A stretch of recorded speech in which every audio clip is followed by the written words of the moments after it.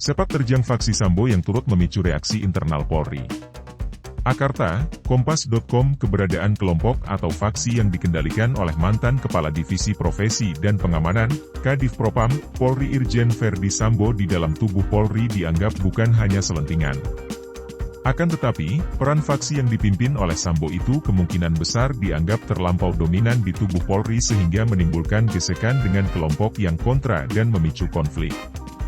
Menurut penasihat ahli Kapolri bidang keamanan dan politik, Muradi, para pimpinan Polri juga mengetahui sepak terjang faksi Sambo untuk mengelola sumber dana di luar APBN atau off budget. Baca juga, citra Polri setelah rekayasa Verdi Sambo terbongkar. Artinya bahwa sebenarnya apakah mereka tahu? Pimpinan saya yakin mereka tahu. Hanya memang selama itu tidak digunakan untuk hal yang sifatnya berlebihan ya, kata-kata Muradi dalam program Back to BDM di Kompas.id seperti dikutip pada Kamis, 15 September 2022. Menurut Guru Besar Ilmu Politik dan Keamanan Universitas Padjadjaran itu, keberadaan faksi atau kelompok seperti itu memang wajar asalkan bisa dikendalikan. Selama itu digunakan, buat saya memahami sebagai bagian dari dinamika yang memang harus dikendalikan.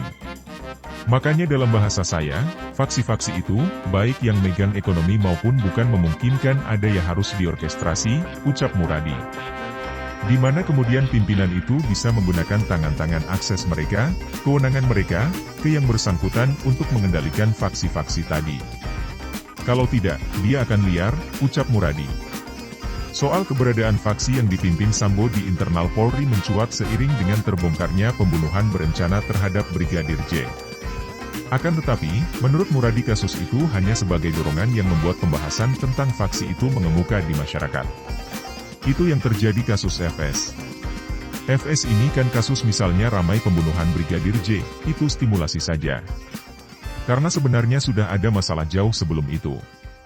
Karena dominan sekali, faksi ini dominan sekali, ujar Muradi.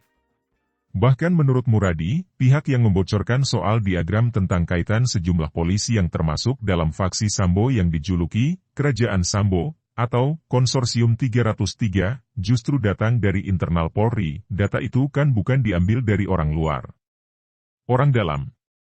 Data, diagram, itu dari dalam. Jauh sebelum itu saya dapat. Saya merasa kenapa internal merespon, karena sudah jauh sangat-sangat dominan di dalam, papar Muradi. Muradi mengatakan, sebenarnya Kapolri Jenderal Listio Sigit Prabowo berperan untuk mengendalikan aksi faksi yang dipimpin Sambo. Nah itu fungsi dari pimpinan sebenarnya untuk mengendalikan supaya faksi itu tidak dominan. Selama kemudian menjalankan fungsi-fungsi presisi, goalnya ke sana, saya kira enggak ada masalah, ucap Muradi. Baca juga, tragedi polisi usut polisi tahun 1978 yang kini terulang di kasus Sambo akan tetapi, menurut Muradi jika faksi itu dinilai sudah kelewat batas dan turut mempengaruhi berbagai kebijakan organisasi maka sudah selayaknya ditertibkan. Tapi kalau kemudian ternyata malah jadi sangat dominan, kemudian bisa mengendalikan hal yang sifatnya kemudian tugas utama Polri, itu tugas utama Kapolri untuk menertibkan ya faksi-faksi itu supaya kembali ke jalur yang benar, ucap Muradi. Sumber dana operasional menurut Muradi, dalam operasional Polri sudah lazim dikenal sistem subsidi silang.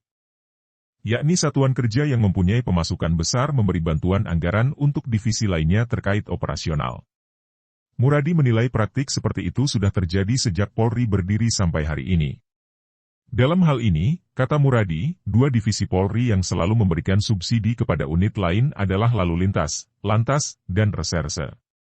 Dana dari dua divisi itu biasanya digunakan untuk membiayai kegiatan operasional yang di luar yang sudah ditetapkan dalam APBN.